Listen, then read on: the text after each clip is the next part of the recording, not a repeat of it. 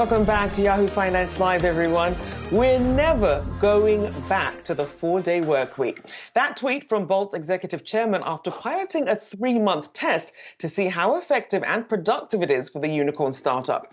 Now, he said he saw heightened productivity, engagement, and wellness, and he rejected what he calls theatre work that looks good but doesn't actually move the needle or make an impact. You know, and sometimes you'll see someone sort of walking around busily with a coffee cup and scheduling a ton of meetings, but are they actually being productive? Does he have a point? Dave, what do you think? I am much more productive away from this house and in an office.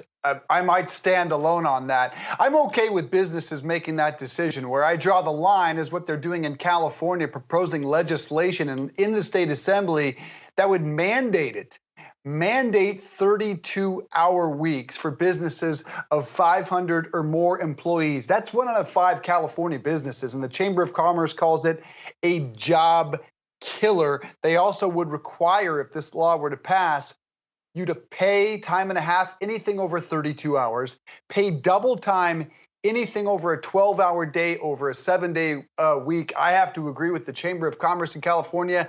That, to me, Brad, is a job killer.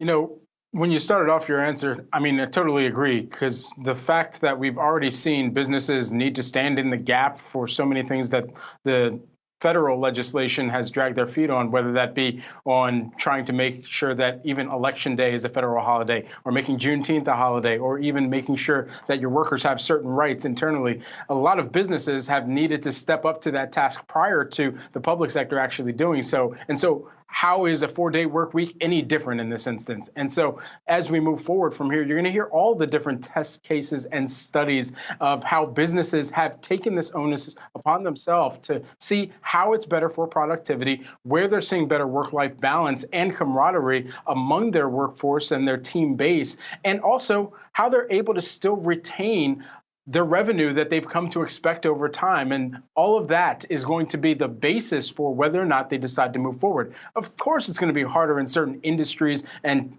roles and talent sectors than others, but it's all about seeing exactly where we can start to draw the framework. And coming back to that Charlie Day reference, that's the CEO's job, or the C-suite's job, to be that Charlie Day and figure out, okay, how can we make sure we're adequately mapping to see how everything can still get done, how we can still retain our profitability and be a successful business while also having success within the ethos and the corporate culture within our company as well. Yeah, I think it's just to each his own when it comes down to the businesses. Mandating it is a very slippery slope. It works for Kickstarter. They've mandated